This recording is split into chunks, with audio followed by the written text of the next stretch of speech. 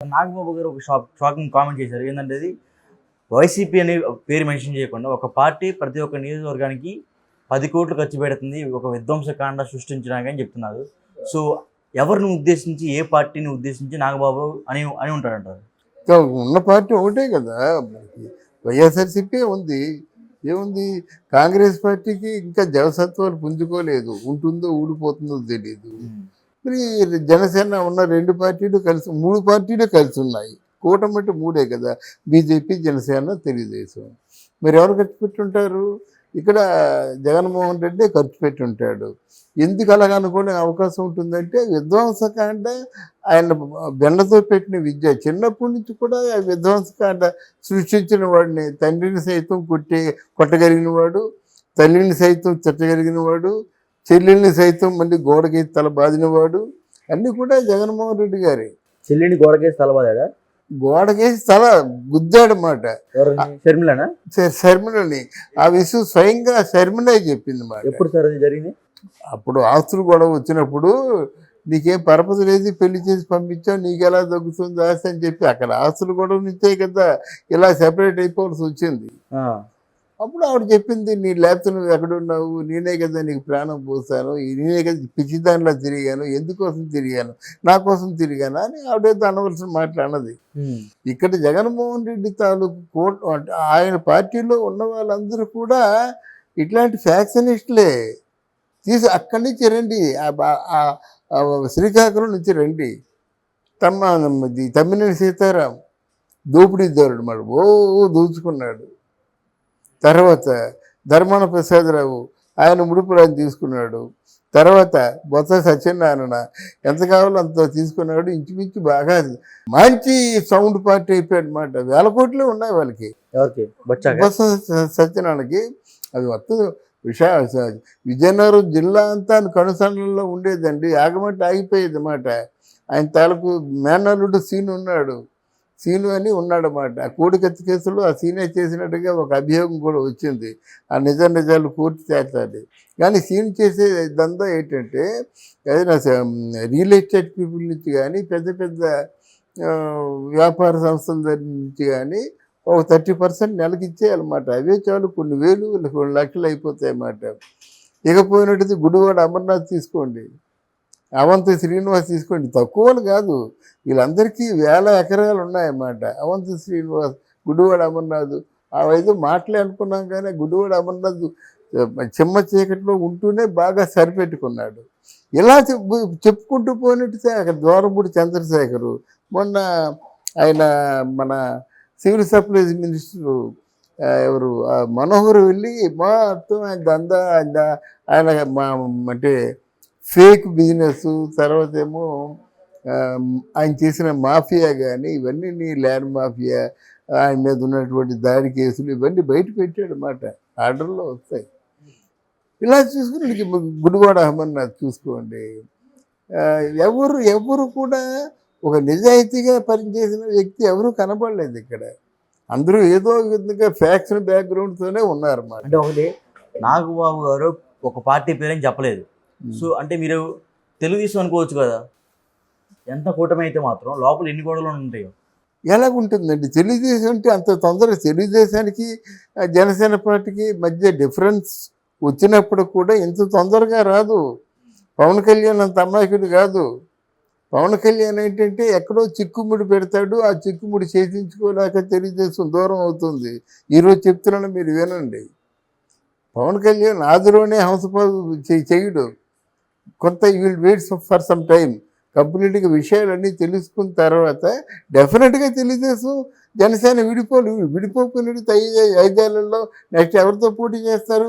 YSR Congress party ఉండదు, ఈ 2 ఉండదు. అంటే ఏముంది, అందరూ వాళ్ళ దారాలు చూసుకుంటున్నారండి. గవర్నమెంట్ వాళ్ళ దారి చూసుకుంటున్నారు. అరే మా కిడ్నీలు తీసుకో, మా గుండెకాయ తీసుకో, మన రక్తాన్ని తీసుకునేటువంటి అందరూ ఇప్పుడు ఎక్కడున్నారండి వైఎస్ఆర్ పార్టీలో? రోజా పలకరించిందా? విడుదల రజని పలకరించిందా? వడవల నాన్న పలకరించాడా? వల్లభనేని వంశ పలకరించాడా?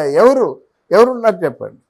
లాస్ట్గా ఆ పెద్ద ఆయన ఉమ్మారెడ్డి ఉన్నారు కదా, ఆయన ఉమ్మారెడ్డి వెంకటేశ్వర్లు అనుకుంటాను. ఆయన చాలా పెద్ద ఆయన, తెలుగుదేశం పార్టీ పుట్టినప్పుడు ఉన్నాడు. వాళ్ళకి ఏదో కొంచెం మేము ఉంటాయి వాళ్ళ తాలూకు కోరికలు, ఆ కోరికలు తీర్చినందు వల్ల ఆ వైఎస్ఆర్సీపీలో పెద్ద దిక్కుగా ఉన్నాడు. ఆయన చెప్పి చూశాడు, ఇలా కాదు నీ పరిపాలనలో వ్యవహార శైలి మార్చుకుంటే వెళ్ళలేదు. ఇప్పుడు ఆయన పక్కన కూర్చున్నాడు అన్నమాట. ఎవరు లేరు కదా ఇప్పుడు. అంటే ఇప్పుడు చేపిస్తుంది ఆ పార్టీ అంటారు 10 కోట్లు పెట్టి.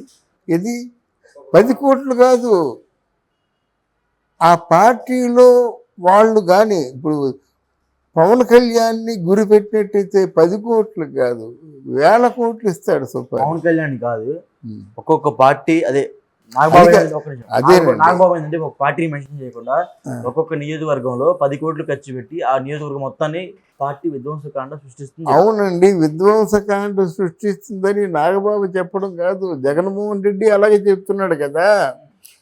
ఇక్కడ నాగబాబు కంటే ముందు జగన్మోహన్ రెడ్డి మాటలనే మనం ఆధారంగా తీసుకోవాలి. విధ్వంసకాండ సృష్టించాలనుకున్న వాడే సృష్టిస్తున్నారని చెప్తాడన్నమాట. తర్వాత విధ్వంసకాండ సృష్టించినట్టయితే నేను 2 నెలలు ముందు చెప్పానండి ఇవన్నీ పసిగట్టి అంటాడు. వాళ్ళ వ్యవహార శైలి ఎలాగుంటుందంటే ముందు జాగ్రత్త, ఇంతమందిని మీద థ్రెట్ ఉందంటాడు అన్నమాట.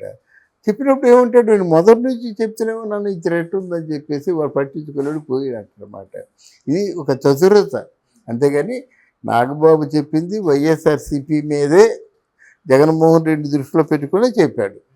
అంటే బయట ఏమంటున్నారంటే నాగబాబుకి రాజకీయ అనుభవం లేకుండా మాట్లాడతారని చెప్తున్నారు. రాజకీయ అనుభవం అంత లేదు, నేనే చెప్తున్నాను కదా. అది రాజకీయ అనుభవం లేదని చెప్పడానికి ఒక కారణం అనుమానాలు ఎక్కువ ఆయనకి.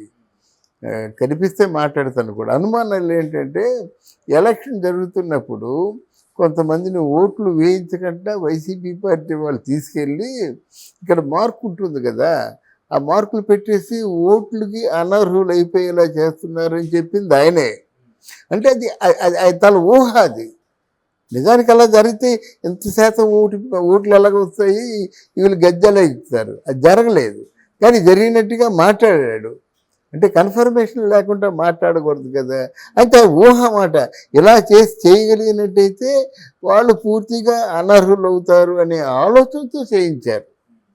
ఇక్కడ కేవలం నాగబాబు మాట్లాడింది వైఎస్ఆర్సీపీ తాలూకు వాళ్ళ దృష్టిలో పెట్టుకొని. ఎందుకంటే వైఎస్ఆర్సీపీ వాళ్ళు మొదటి నుంచి కూడా మారణకాండ అంటున్నారు, 36 హత్యలు అంటున్నారు.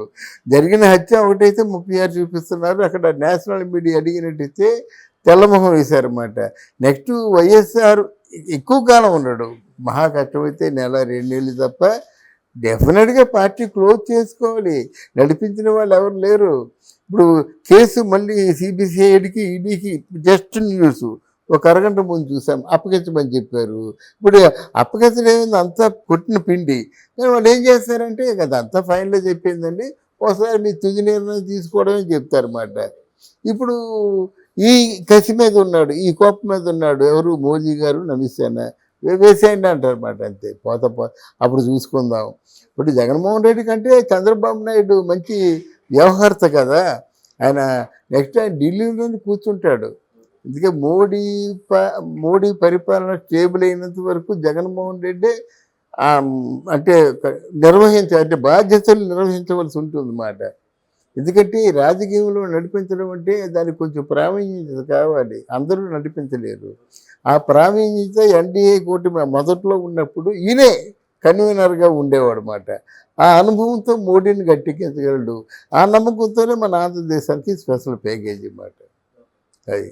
బట్ ఇంకోసారి చెప్తున్నాను, జనసేన పార్టీ తెలుగుదేశం పార్టీ తప్పకుండా ఆయన కొంచెం ఈ వ్యవహార శైలి అంతా చూసిన తర్వాత ఏదో కొన్ని సందర్భాల్లో వాళ్ళిద్దరి మధ్య క్లాష్ వస్తుంది.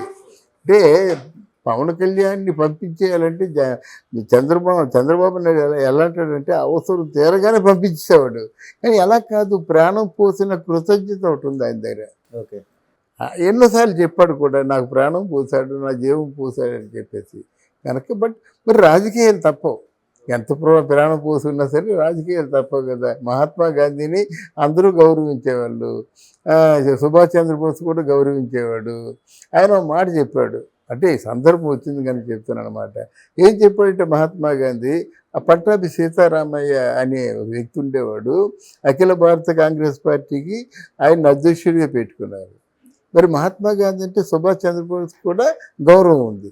గౌరవం ఉండే ఉన్నాడు. ఆయన ఇండిపెండెంట్గా నిలబెట్టారు మిగతా వాళ్ళందరూ. ఒక్కరోజుకి ఆయన క్యాన్వాసింగ్ చేయలేదు, ఒక్క మాట ఎవరిని అభ్యర్థించలేదు. ఆ పెద్దలందరూ కోరుకున్నారు కనుక నిలబడి.